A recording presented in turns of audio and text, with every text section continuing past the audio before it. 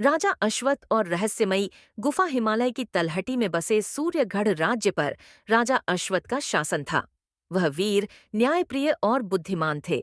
लेकिन हाल के महीनों में राज्य के पास स्थित प्राचीन गुफा से अजीब आवाजें और चमकती रोशनी आने लगी थी। प्रजा भयभीत थी और गुफा को शापित मानने लगी। राजा अश्वत्थ ने गुफा के रहस्य का पता लगाने का निश्चय किया। उन्होंने अपने सेनापति वीरभद्र और राजवैद्य सोमदत्त को साथ लिया और एक अंधेरी रात मशालों के साथ गुफा में प्रवेश किया।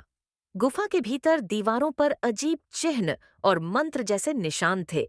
गुफा के अंत में उन्हें एक विशाल पत्थर दिखा जिस पर लिखा था सूर्य का श्राप। गुफा का रक्षक जैसे ही राजा ने पत्थर हटाया, गुफा में तेज झंझावात उठा और एक बूढ़ा रक्षक प्रकट हुआ। उसने राजा से कहा, यह गुफा एक प्राचीन शक्ति का रहस्य छुपाए हुए है, लेकिन इसे जानने का प्रयास करने से राज्य पर विनाश आ सकता है। राजा ने उत्तर दिया, अगर यह रहस्य जानने से मेरी प्रजा का भला होगा तो मैं हर संकट सहने को तैयार हूँ।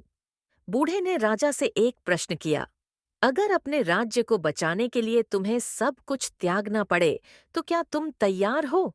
सच्चे राजा की परीक्षा राजा ने निडर होकर कहा, राज्य और प्रजा के लिए मैं अपना सब कुछ त्याग सकता हूँ। बूढ़ा मुस्कुराया और बोला, तुम सच्चे राजा हो। इस गुफा की शक्ति केवल उसे मिलती है जो अपने राज्य और प्रजा के लिए सब कुछ छोड़ने को तैयार हो। रत्न की प्राप्ति गुफा की दीवारें चमकने लगीं और एक जादुई रत्न प्रकट हुआ। बूढ़े ने कहा, यह रत्न राज्य को किसी भी संकट से बचा सकता है, इसे सुरक्षित रखना। रत्न प्राप्त कर राजा और उनके साथी गुफा से बाहर आए। गुफा फिर से बंद हो गई और कभी नहीं खुली। सूर्यगढ़ का नया युग राजा अश्वत्थ ने उस रत्न को महल में सुरक्षित रखा।